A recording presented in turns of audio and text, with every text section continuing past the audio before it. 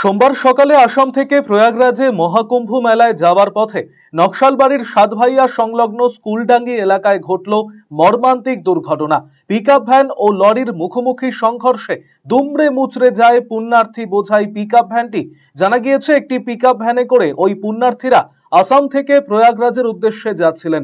উল্টো দিক থেকে আসা একটি লরি সজোরে ধাক্কা মারে পিকআপটিকে। মুখোমুখি সংঘর্ষের ঘটনায় আহত হন ১৩ জন। ঘটনার খবর পেয়ে ঘটনাস্থলে পৌঁছয় নকশালবাড়ি থানার পুলিশ।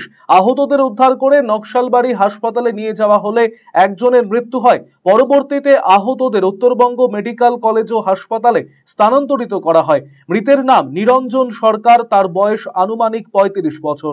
তিনি আসামের বাসিন্দা। ঘটনার পর থেকেই পলাতক লরি চালক ঘটনা খতিয়ে দেখছে নকশালবাড়ি থানার পুলিশ।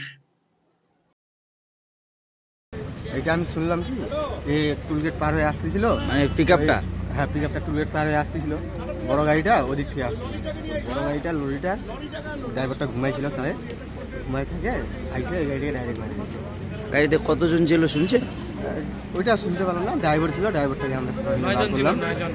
যতগুলো এখানকার গ্রামবাসী আছে স্কুলটা নিয়ে সবাই মিলে বার করলো। কোথায় নিয়ে যাওয়া হলো?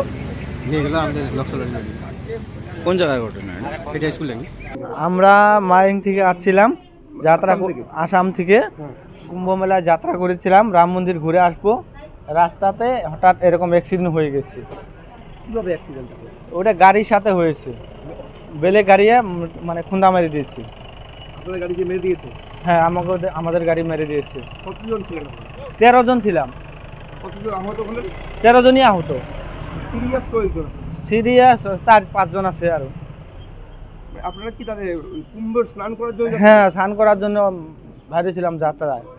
এখানে নকশালবাড়ি অ্যাক্সিডেন্ট হলো? হ্যাঁ, সকাল সকাল অ্যাক্সিডেন্ট? সকাল সকাল অ্যাক্সিডেন্ট। কীভাবে অ্যাক্সিডেন্ট হলো এটা জানি না, আমি ভিতরে বসছিলাম, কিন্তু সবাই আহত। আমি একটু খালি ভালো আছি, আর সব আহত হয়ে গেছে। কি গাড়ি ছিল আপনাদের? বুলোরো পিকআপ। আপনি কি দীর্ঘদিন থেকে পেটের বিভিন্ন সমস্যায় ভুগছেন, গ্যাসের সমস্যায় ভুগছেন? তাহলে আপনার জন্য সুখবর। এখন থেকে প্রতি মাসের নির্দিষ্ট দিনে দিশারি হেলথ কেয়ার রায়গঞ্জ শাখায় নিয়মিত বসছেন হায়দ্রাবাদ থেকে আগত বিশিষ্ট গ্যাস্ট্রোএন্টারোলজিস্ট ডক্টর রবি কিরণ পেরুমাল্লা। ডাক্তার রবি কিরণ পেরুমাল্লাকে দেখাতে আজই যোগাযোগ করুন দিশারি হেলথ কেয়ার উকিলপাড়া রায়গঞ্জ শাখায়।